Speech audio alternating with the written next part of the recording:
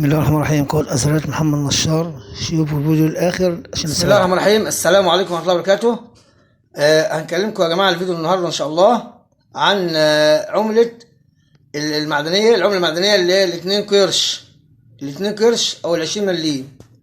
2 قرش يا جماعة دي بتعادل 20 مليم. 2 قرش ديت يا جماعة اللي هي موجودة قدام حضراتكم ديت إصدار كل إصدار حديثة. طبعا بالنسبة لها يعني أسعارها بسيطة جدا، من 75 ل 150 جنيه الأسعار دي يا جماعة. وهنكلم حضراتكم في الفيديو ده عن اللي هي القرشين صاغ المطلوبة، الاتنين قرش المطلوبة، وأماكن البيع اللي ممكن حضرتك تبيع فيها بأمان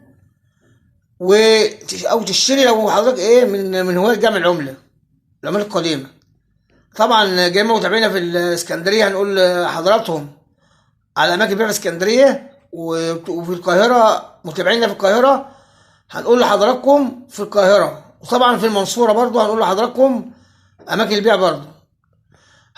طبعا دي يا جماعة اللي هي الاتنين قرش دي 1780، دي مكتوبة على جمهورية مصر العربية، دي اللي هي النحاسية 2 قرش النحاسية دي ما طلعش منها غير النحاسية بس فقط لا غير. ولو موجود منها عملة 2 قرش مع ألمونيوم دي يا جماعة سعرها بقى حلو إن شاء الله. نيجي حضراتكم يا جماعة الاتنين قرش نيجي حضراتكم يا جماعة الاتنين قرش ديت مرسوم عليها صورة الصقر من ورا من الخلف، وديت يا جماعة مكتوب على 2 قرش دي يا جماعة. وفي عملة برضو 2 قرش على صورة أهرامات دي 1984 اللي على الأهرامات دي يا جماعة عملة صغيرة شوية، أحدث عملة يعني. فنيجي لحضراتكم نقول لحضراتكم اللي هي الاتنين قرش المطلوبة اللي هي 1991 1990 يا جماعة الاتنين قرش المطلوبة. وفي لو في 2 قرش عليها السلطنة ديت صورة الملك أو السلطان دي يا جماعة بيوصل سعرها برضو عالي من 1000 ل 5000 جنيه.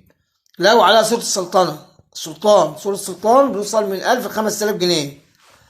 وطبعا زي ما قلت لحضراتكم الاتنين قرش 1790 يا جماعة ديت سعرها بيبدأ من 500 جنيه إلى 1500 جنيه اللي هي 1790 يا جماعة 2 قرش.